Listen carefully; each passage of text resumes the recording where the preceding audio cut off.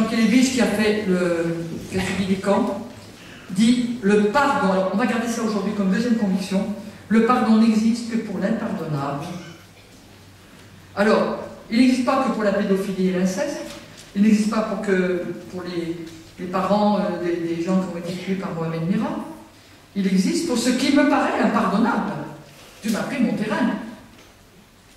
Tu m'as dit quelque chose d'insupportable, je ne peux pas supporter. Parce que, quel est l'impardonnable? Qu'est-ce que ça veut dire l'impardonnable? Alors, nous allons maintenant, dans un premier temps, quitter les boussoles Christ, dévier un peu de ces boussoles, et nous allons essayer de voir qu'est-ce qui est impasse.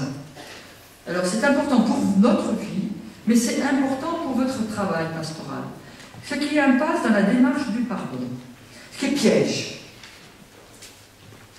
En première partie, je voudrais traiter ce qui ne relève pas d'une démarche de pardon. Ce qui n'a pas lieu de mettre sur une table du pardon. Bon, on va parler de la relation interpersonnelle, hein, familiale, vous avec vos grands-enfants, vos gens, vos belles-filles, votre conjoint, à l'entreprise. Alors, je me permets de dire tout de suite que le pardon, ce n'est pas un regret, ce n'est pas une demande d'excuse. Pourquoi? Parce que ça ne grave pas de boule dans ma gorge, ni dans la gorge de l'autre. Je vais m'excuser, je vais lui demander pardon avec le mot pardon, mais en fait c'est un regret, c'est réglé. T'as trop chaud, ouvre toujours la fenêtre, moi j'ai froid, j'aimerais bien que ce soit ou inversement, bon, écoute, ça suffit, j'en ai marre de transpirer, d'avoir froid, on accorde nos violons un peu, bon, on s'excuse, c'est terminé, point fini. Maintenant, ce qui m'intéresse, c'est de savoir, parce qu'il y a souvent erreur, qu'est-ce qu'il y a comme différence entre le pardon d'un fait grave, ou pas grave d'ailleurs du tout, mais qui engrange des meurtrissures, des brisures, et puis, quelle différence il y a entre la limite humaine, la faute ou le défaut, ou encore tout ce qui est fruit de la différence sexuelle. Est-ce qu'on doit en demander pardon? Est-ce que je dois demander pardon de mon défaut? Est-ce que je dois demander pardon de ma limite structurelle, biologique, affective, psychologique, sociale, de mon milieu? Est-ce que je dois demander pardon de ma différence sexuelle? Je vous vois interloquer, donc je repars. Là, on va parler de la faute. La faute. Qu'est-ce que c'est que la faute? La faute, c'est l'écart par rapport à ce qui est imposé par une loi, soit ma loi intérieure, je me suis fixée, par exemple, je vais cesser de manger du chocolat parce que ça me donne des fesses, et puis parce que tout simplement j'ai du diabète. Bon. Ou la faute, c'est la faute, l'écart par rapport à la loi familiale. On ne mange pas les pieds sur la table devant la télévision. On a érigé ça en règle. Je suis en faute par rapport à cette règle, ou mon fils est en faute par rapport à cette règle. Je voudrais bien qu'il nous demande pardon à la longue, ça commence à nous gonfler. C'est aussi l'écart par rapport à ce qui est imposé par une loi donnée par la société. Ben, je crie le feu rouge. Ouais.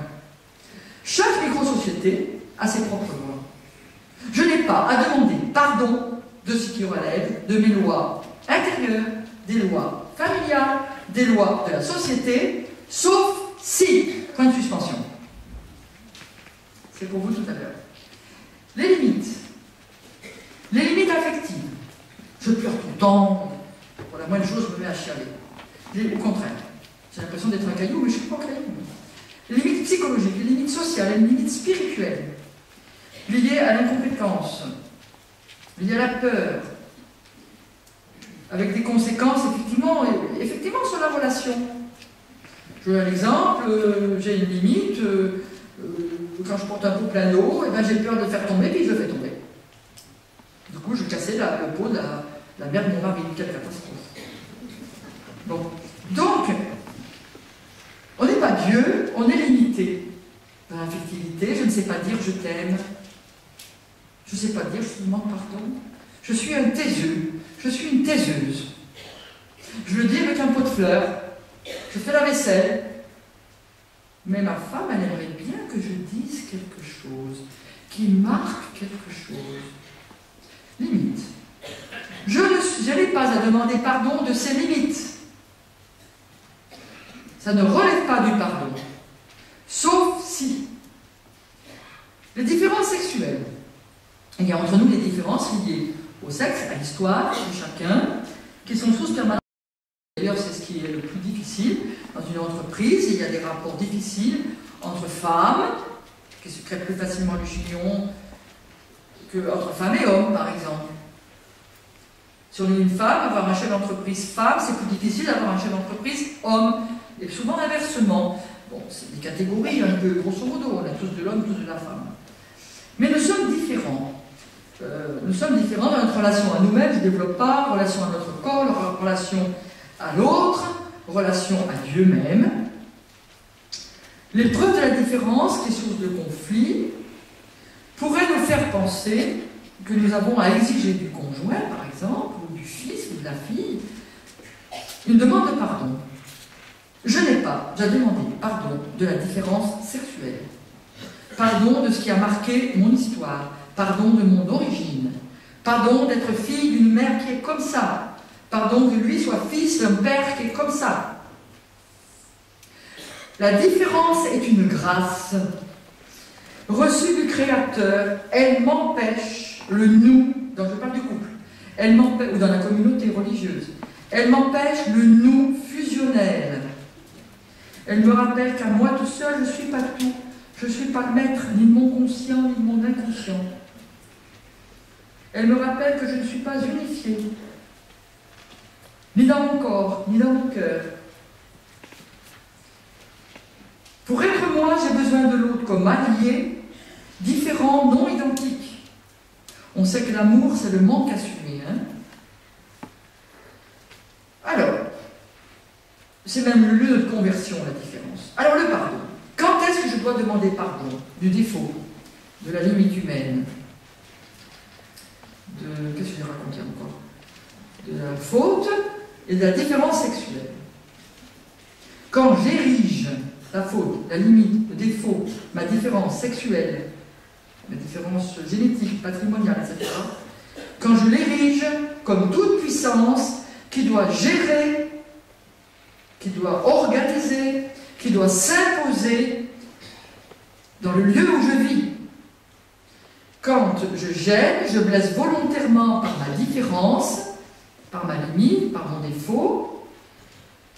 Quand je gêne le goût de vie de cette relation.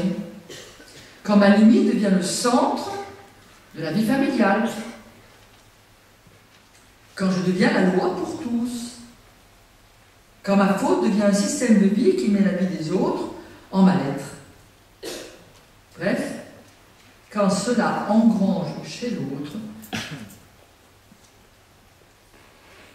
un sentiment de culpabilité, parce qu'on vous le reproche sans arrêt, donc je n'ai pas le droit de me reprocher, puisqu'elle est comme ça, il est comme ça. Ben, après tout, j'utilise cela comme force sur l'autre. Alors, faites attention dans l'accompagnement. Très souvent, les personnes aînées, ou ceux qui accompagnent le sacrement de réconciliation, qui accompagnent, qui le donnent, les personnes... Oh, je suis toujours loin de... Vous m'entendez jamais, alors? Bon. Un peu, mais j'ai envie de vous dire, je suis une personne agitée, alors... attention, on ne se confesse pas, entre guillemets, de la faute, du défaut, de la différence sexuelle, sauf si on a érigé en toute puissance qui après tout, a tous les droits. Attention, il vaut mieux trouver où est son vrai péché, sur quoi on veut être sauvé, que ce qui n'est pas du tout péché. On verra tout à l'heure ce qu'est le péché. Maintenant, on parle d'autres pièges. Alors, on a quatre impasses. L'impasse qui vient de la mémoire, l'impasse qui vient du psychologique, le désir presque chrétien, j'allais dire, de soumission, de tout accepter. On a l'autre impasse qui est par rapport à la vérité et à la justice judiciaire, et on a l'autre impasse qui est par rapport à la culpabilité.